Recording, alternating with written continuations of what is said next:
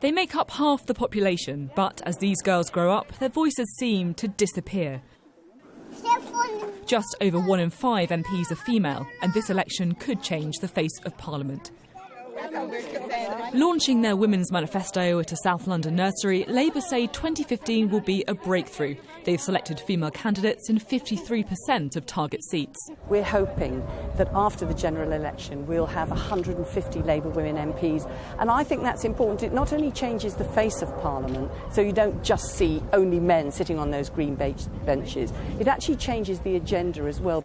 Labour's infamous pink bus aims to reach out to the 9 million women who didn't vote at the last election. But away from the organised photo ops, is politics really cutting through in Brixton? Politicians are, in their manifestos, appealing to us and creating policies to benefit us. And I think to not vote, to not choose a candidate based on, sort of what they're offering, it's like, what a waste. I think it's nice to have a good balance. I think the leader of the SNP just shows that actually women are quite important. I think there's no point, they're all the same anyway.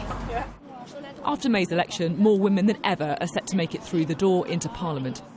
A record 1,022 women are standing, 1 in 4 candidates. In 2010, there were 143 women MPs elected, and that was 22% of the total makeup of Parliament.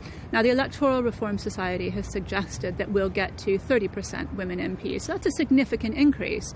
But I think we ought to be mindful that that's still just 30%, and women are 52% of the population. So I think we need to be careful that historically we're coming from very low numbers of women MPs. It's hard to talk about female voters without resorting to cliché. Not all women care about childcare, for instance. Some are more worried about the economy.